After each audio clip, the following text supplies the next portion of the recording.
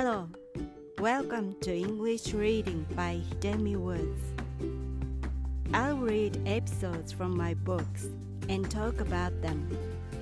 I hope you enjoy the show with me.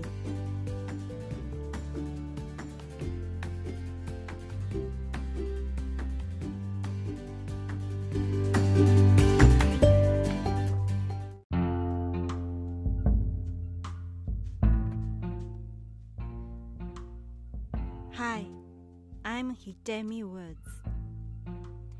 I'll read an episode from a book I wrote titled An Old Tree in Kyoto. This time I'm gonna read an episode called End. It's about what happened during my grandfather's last days in the hospital. End. It seems that people look back and judge themselves when they are nearing their ends. Not long before his death, my grandfather suddenly told my parents that he wanted to go to the department store where he once worked vigorously but had to leave to succeed the family. My parents thought his consciousness grew dim because they assumed that he meant shopping, which he was too frail to do. I know what he really meant. He realized that he should not have given up what he wanted to do for his life. On his deathbed, he pointed at my mother and said, "You're next." I wonder if she would end up like him. Surely she looks a strong candidate for that matter.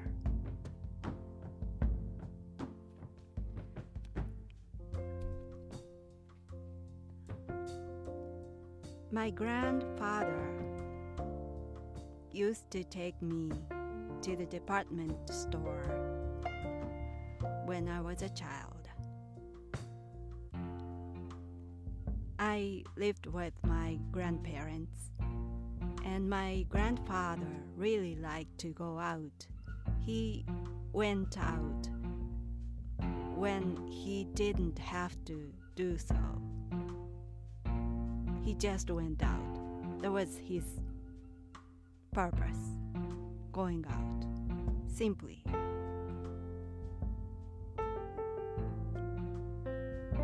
And sometimes he took me with him to the department store.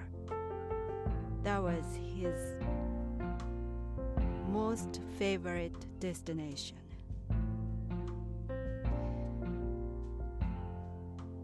When I was little, I thought he really liked the department store itself. He didn't shop anything. He was just browsing all the floor. I thought that was his hobby, strolling around the department store. But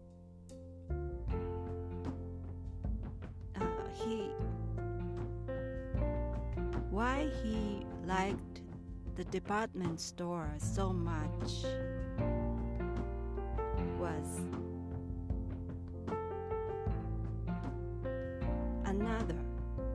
there was another reason why he liked it so much.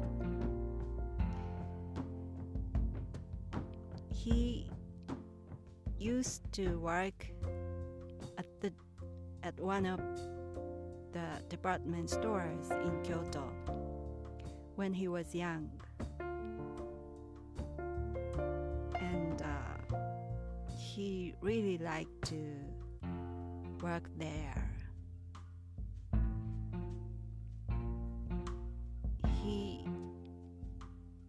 The department store he used to work was called Daimaru, which all the Japanese people know the name, the famous department store chain.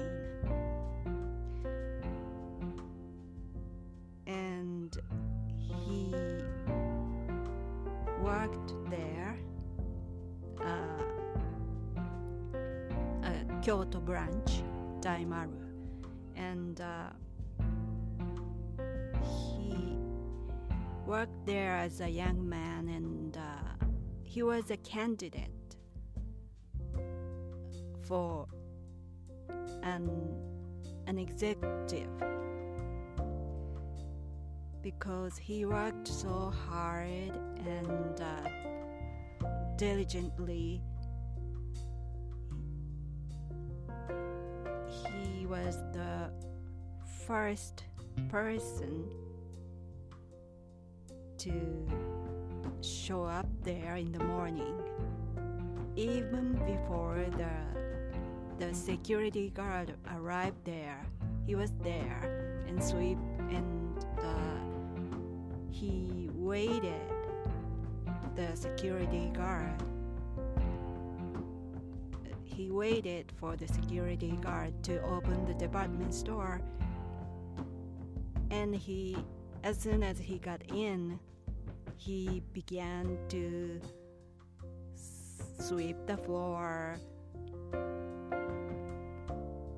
dust off the merchandise, straighten up the shelves. He was just a diligent worker there. So all the executives there expected him to be a future executive. But my grandfather's father suddenly passed away, and he had to leave the job he loved so much in order to support his mother and his sister. And he quit working in the department store and took up the job his father was doing. That was farming. My grandfather became a farmer by quitting being a store clerk.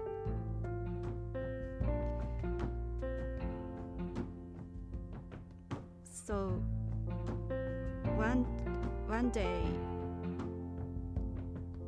when I visited my grandparents after I left home,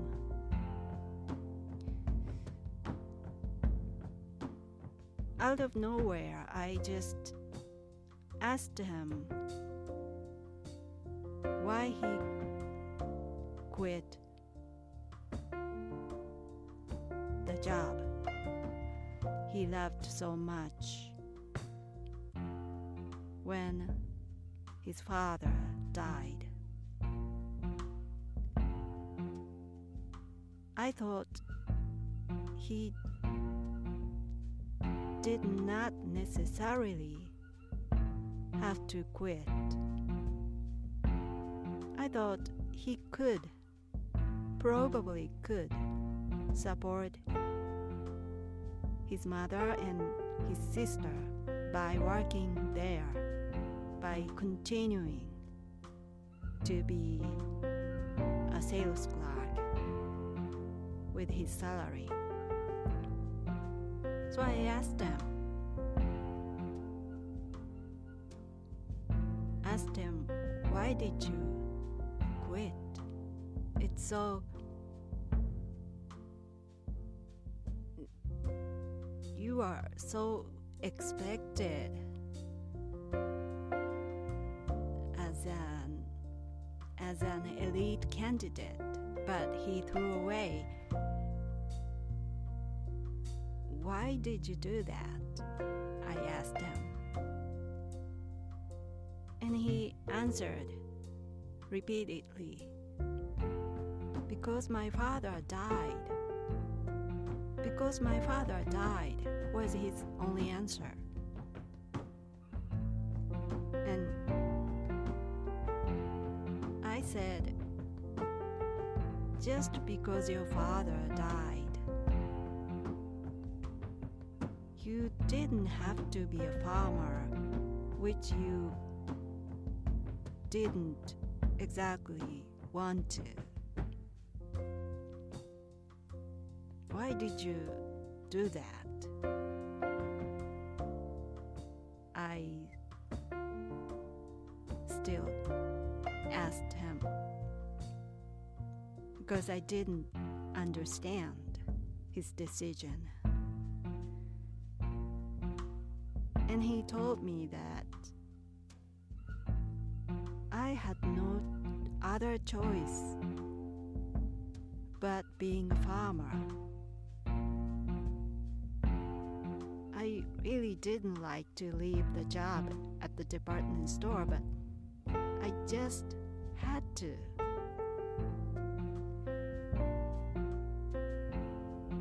And I said to him, what if it was possible to support your family with your salary from the department store? Wouldn't it be possible? It could have been possible, could it? Don't you think? And he was thinking for a while on what I said. And he said, yeah, you're right. It could have been possible. I could have supported them with my salary, but I don't know. But it could have been, he said.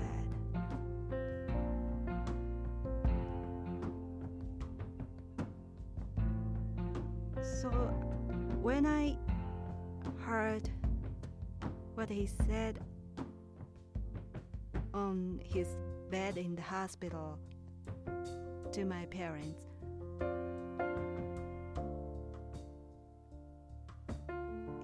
my parents told me that he was so confused because he asked them to take him to the department store. My parents thought he meant shopping. He wanted to shop at the department store. Although he was locked in the hospital, he was quite close to his own death. So my parents didn't understand what he was talking about. But the moment I heard that from my parents, I knew what my grandfather meant. I thought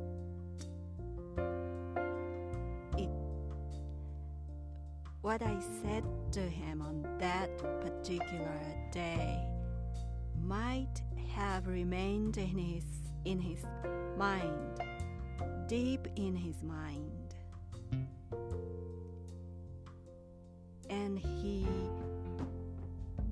that thought popped up in his head when he was close to death.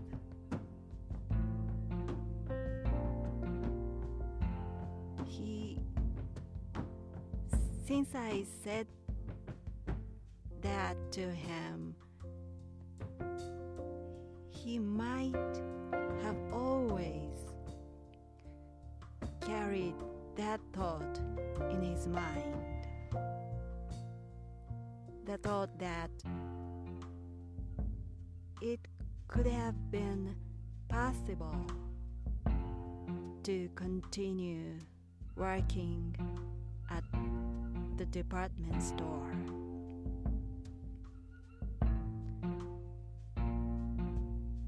So when he was close to his own death, he asked my parents to take him to the department store.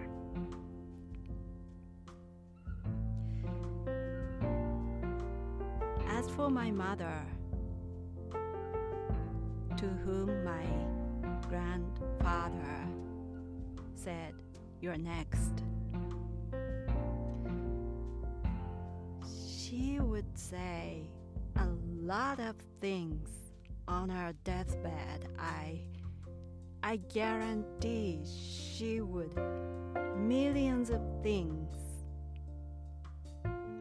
She would have millions of things to ask somebody for her to do, because she was a full basket of regrets. She pretty much gave up everything that she wanted to do for her life, because she married for money. She threw away everything. She sacrificed her life for money, because my family used to have family fortune, and that was the only reason my mother got married with my father. So my grandfather knew that, and that's why he said to her, "You're next. You're next who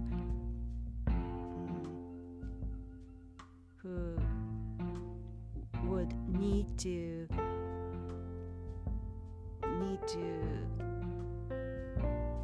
pay for the regrets when death was closing in."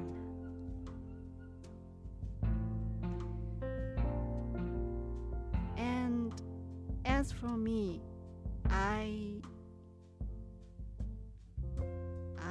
have no regrets so far, because I chose to do what I want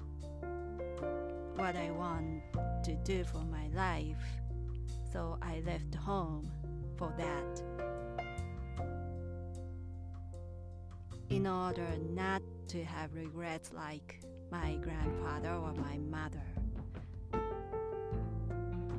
I didn't want to follow the footsteps of my mother, especially. So I don't think, or rather, I hope I wouldn't utter anything strange on my deathbed. I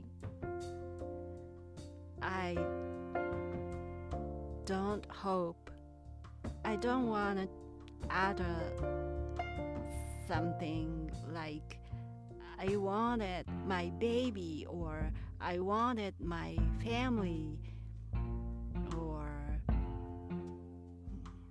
I wanted a big mansion, or take me to Monaco. Probably I might say that part. but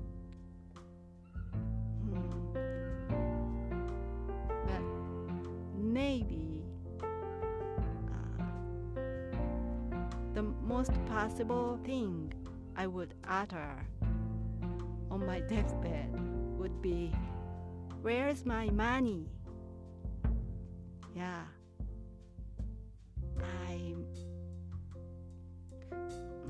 I might say such a thing.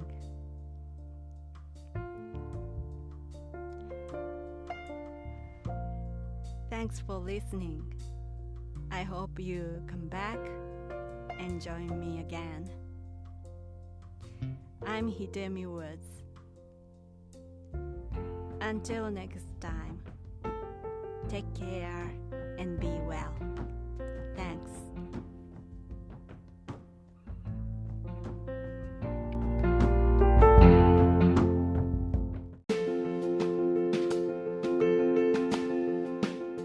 Audiobook, The Family in Kyoto, One Japanese Girl Got Freedom by Hidemi Woods on sale at online stores or apps.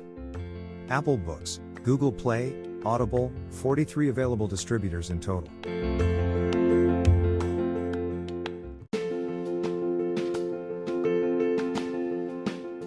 Audiobook, The Family in Kyoto, One Japanese Girl Got Freedom by Hidemi Woods on sale at online stores or apps. Apple Books, Google Play, Audible, 43 available distributors in total.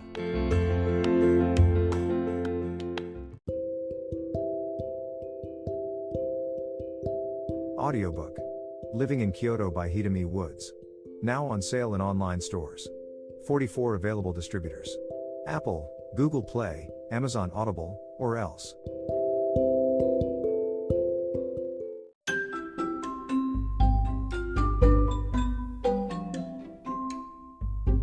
大好評。ヒデミウッズがデザインしたとってもかわいいオリジナルグッズが手に入る。トートバッグ、缶バッジ、ステッカー、T シャツ、トレーナー、パーカー、文具、その他いろいろ、エリゼン .com で見てみてね。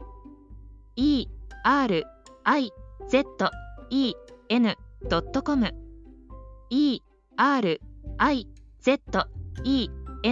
erizen.com エリゼン .com。